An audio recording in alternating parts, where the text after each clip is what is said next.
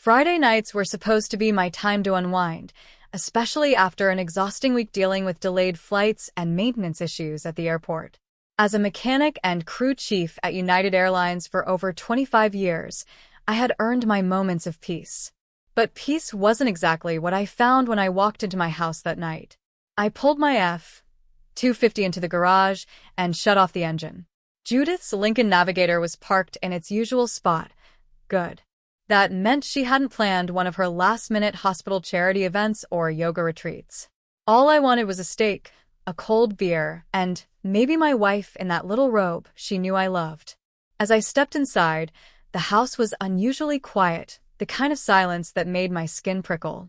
I tossed my keys onto the kitchen counter and sorted through the pile of mail, bills, a coupon booklet, and some hospital correspondence with Judith's name on it. The usual. Then, I heard footsteps coming down the stairs, light, hurried. A second later, there she was, standing in the living room, wearing that robe. The one I had bought her for our anniversary. "Oh," she said, sounding a little too surprised. "You're early." "Not that early," I replied, glancing at my watch. "What's going on?" She hesitated before gesturing toward a small overnight bag sitting by the couch. "I'm, going out with a friend for the weekend." My stomach tightened. "What friend? Where?" Her face flushed, but she tried to stay composed. "William from work. We're heading out of town. Just for the weekend." William. As in Dr. William Strathmore, the pediatric surgeon with a slick charm and a face straight out of a cologne ad. The same William the first had met at the hospital's Christmas party, the one who spent more time eyeing Judith than his own wife. I blinked, trying to process what she had just said. "You're going on a weekend trip with another man, and you think I'm supposed to be fine with this?" "I need some space, David," she snapped, crossing her arms defensively. "We'll talk about this when I get back." "Like hell we will." She huffed, turned on her heel, and stomped back upstairs. That's when I decided to call in reinforcements. Calling the cavalry. The first call was to our eldest daughter, Hannah. She picked up on the first ring, her usual cheerful voice filling the line. "Hey, Dad. What's up? I need you here. Now," I said, keeping my voice steady. "Your mom, she's not thinking clearly. Bring your brothers." "Wait, what? What's going on?" "I'll explain when you get here." I hung up before she could press further. Next, I called my son Jake and gave him the same message. He was more skeptical. "Dad, what's going on? This sounds..." "Just get here, Jake. Bring Caleb too." Click. The last call was to Judith's parents. They weren't my favorite people, but I knew they'd come running if they thought their darling daughter was in trouble. Sure enough, her mother started shrieking into the phone while her father barked orders in the background. Perfect. While I waited for the cavalry to arrive, I started going through Judith's things. Her purse was the jackpot: credit cards, keys, a receipt, and an email confirming a hotel reservation at the Marriott in Kenworth. And a box of condoms. 12 of them. We hadn't needed them since I had a vasectomy 15 years ago. My jaw clenched as I shoved the receipt and condoms into my pocket. Upstairs, I could hear her moving around, probably packing for her little getaway. Not while I was on duty. The confrontation. By the time I heard the front door swing open, I was sitting on the couch, Judith's purse contents spread out on the coffee table like evidence in a courtroom. Jake walked in first, his broad shoulders filling the doorway. Behind him were Caleb and Hannah, their faces twisted with concern. "What the hell is going on?" Jake demanded, his eyes darting between me and the mess on the table. "Ask your mother," I said, my voice ice cold. Right on cue, Judith sauntered down the stairs. She was wearing a red silk dress that hugged her curves, with a slit high enough to leave little to the imagination, the kind of dress she never wore for me anymore. "Mom?" Hannah's voice was shaky. "Why are you dressed like that?" Judith froze mid-step, her face pale as she realized she had an audience. "What are you all doing here?" "They're here because I called them," I said, standing up. "You want to run off for the weekend with your friend, William? Fine. But you're going to explain it to your kids first." Her jaw dropped. "How dare you drag them into this?" "How dare I?" I stepped closer, my anger boiling over. How dare you? You were just going to walk out like none of this mattered, like we didn't matter. Her hands clenched into fists. I'm not doing this in front of them. Oh, but you're fine doing it behind their backs? I shot back, pulling the hotel confirmation email from my pocket and tossing it onto the coffee table. Here. Why don't you tell them all about your weekend getaway? Her eyes flickered to the paper, and she visibly paled. David. You what? I interrupted, my voice shaking with anger. Did you really think I wouldn't find out? That I wouldn't care? Or are you just so self-absorbed that you figured I'd roll over and let you walk all over me? I don't have to explain myself to you, she snapped, her voice rising. I'm an adult. I can make my own choices. Yeah?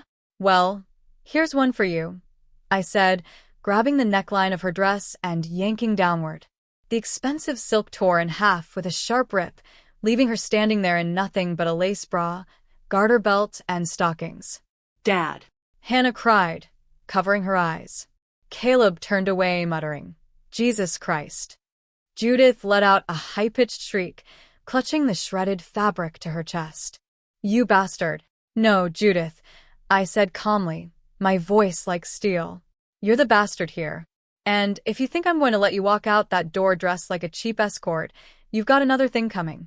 Before she could fire back, the doorbell rang. Jake swung it open, revealing Judith's parents standing on the porch. Her mother rushed in first, panic written all over her face. Judith, what's going on? Are you okay? She asked, her gaze darting between me and her half-naked daughter. Her father followed close behind, his expression hard as granite. Somebody better start talking. Glad you could make it, I said dryly. Your daughter was just about to explain her weekend plans. Weren't you, Judith? Judith's lips trembled, but she stayed silent. Her mother turned to me, confusion and anger warring on her face. David, what are you talking about? I picked up the box of condoms from the table and tossed it to her father. Maybe you can help me figure it out, because I sure as hell don't understand why my wife of 22 years needs these for a work trip. Her father caught the box, his expression darkening. Judith, he growled, his voice low and menacing. Is this true? That was it. She broke. She collapsed onto the couch, sobbing, the remains of her dress still clutched in her hands. I'm sorry, she wailed. I didn't mean for it to happen. The truth unfolds. Didn't mean for what to happen? I pressed, my voice sharp. Didn't mean to lie to your family? Or didn't mean to screw around behind my back? Her sobs turned to hiccups as she buried her face in her hands. Her mother knelt beside her, rubbing her back, while her father paced like a caged animal. Jake stepped forward, his voice cold. Mom. How long has this been going on? Judith lifted her tear-streaked face, her eyes darting between her children. It's not what you think, she pleaded. It was just one weekend. I let out a bitter laugh. You don't book 7 adjoining rooms at a Marriott for a one-time thing, Judith. Her parents stared at her in horror. Hannah's lip quivered. Caleb looked like he wanted to punch a hole in the wall. Jake turned to me. What now, Dad? Now, I said, we get some answers. The room was thick with tension. Judith's sobs were the only sound in the suffocating silence. Her mother continued to console her, while her father stood like a stone sentinel, glaring down at his daughter.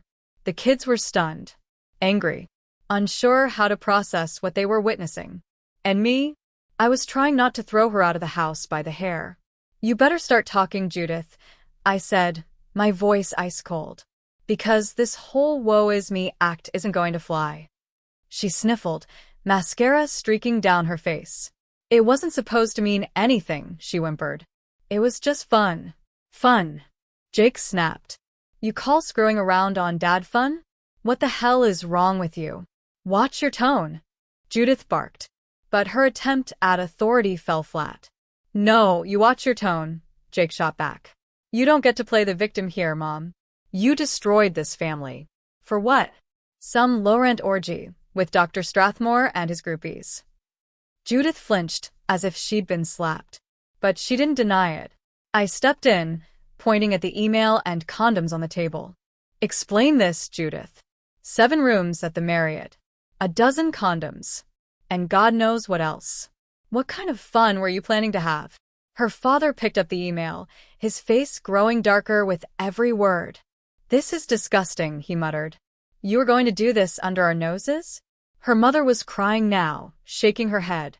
Judith, how could you? After everything David has done for you. Judith's voice cracked as she tried to defend herself. I didn't plan it. It just happened. William said it would be exciting. William.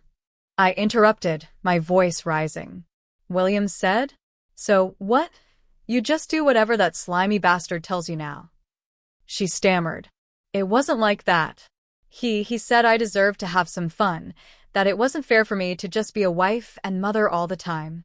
Wow, Caleb muttered, shaking his head. You threw away our family for that guy? The unexpected call. Before anyone else could speak, my phone buzzed in my pocket. An unknown number. I glanced at the screen before answering. David Collins. A woman's voice, cool and controlled, came through the speaker. This is Mary Strathmore. I stiffened. Yes? Who's this? I've been informed about what's going on with my husband, she said, her tone razor-sharp. And I thought you'd like to know he's currently sitting in the back of a police car. I blinked. A police car? She let out a dry laugh. Yes. He took my car without permission. Claimed he had a right to it as my husband. I corrected the officers, Mary continued, her voice sharp. I told them my actual husband is out of town. They arrested him for unauthorized use of a vehicle. Then, after a brief pause, she added coldly, As for your wife, tell her she's next. Judith gasped. What does that mean? It means, Judith, Mary snapped, that your little fun has consequences. I've already filed for divorce, and I'm coming after everyone involved in this mess, including you. You'd better start packing. Judith crumpled further into the couch, her face pale. David, please, she whispered. Don't please me, I said, hanging up the call. This is on you. As if on cue, the doorbell rang again. Caleb opened it to reveal Jerry Adams, the husband of Judith's best friend and HR manager, Karen Adams. He didn't look happy. Jerry, I greeted, stepping forward. What brings you here? We need to talk, he said, his eyes flicking to Judith. Privately.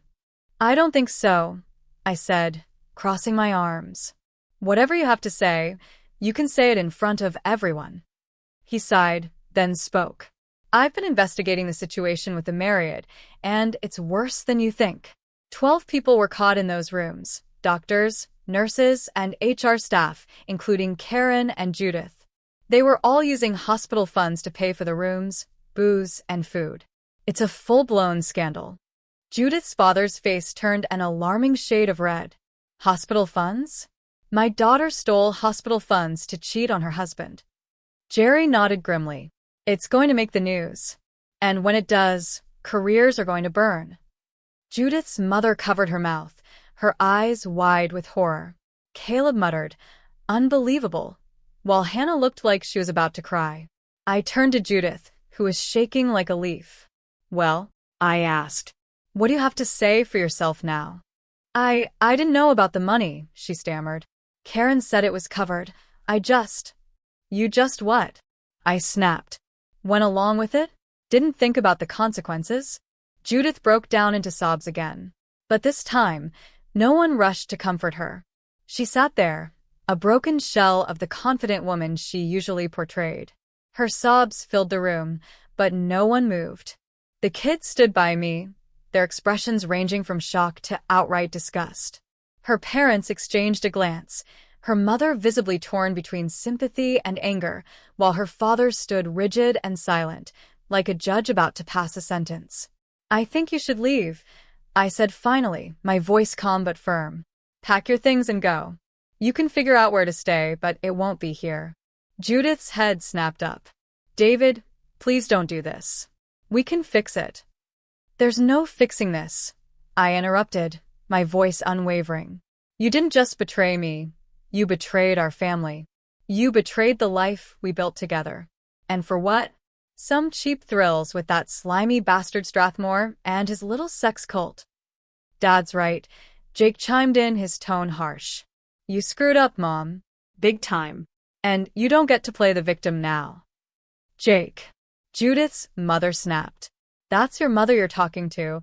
Then maybe she should have acted like one. Jake shot back. Judith's father raised a hand, silencing everyone. His gaze locked onto Judith like a laser.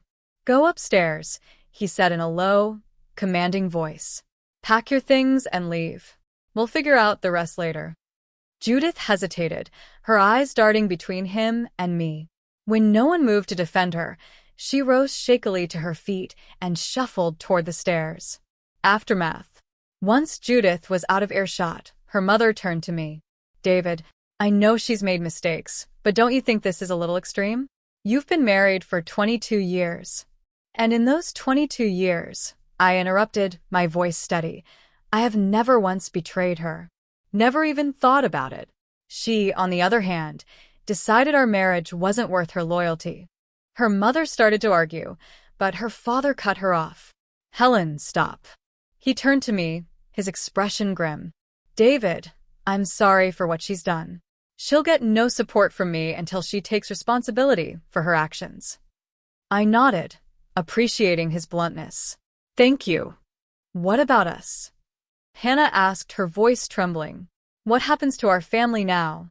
I turned to my kids, taking a deep breath.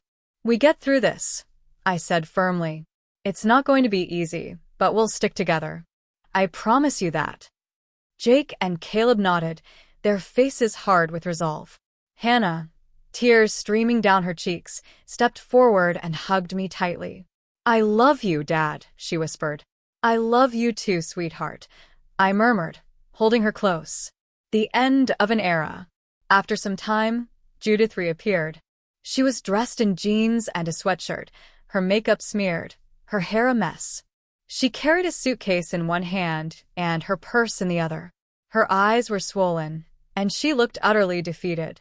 Where am I supposed to go? She asked quietly, her voice barely above a whisper. That's not my problem, I replied. Maybe William can take you in if his wife hasn't already kicked him to the curb. Her face crumpled, but she didn't argue. She shuffled toward the door, pausing briefly to look back at the family she was leaving behind. I'm sorry, she whispered. Not as sorry as you're going to be, I said coldly. She flinched but didn't respond.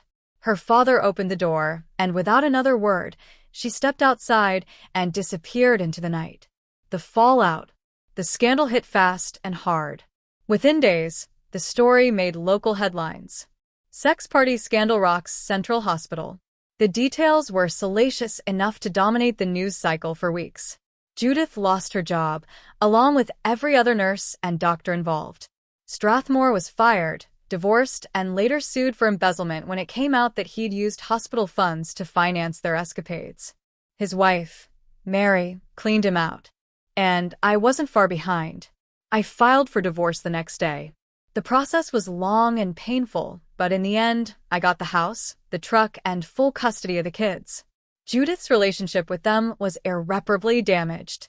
They refused to see her, even after she tried to make amends. As for me, I rebuilt my life. I found solace in my work.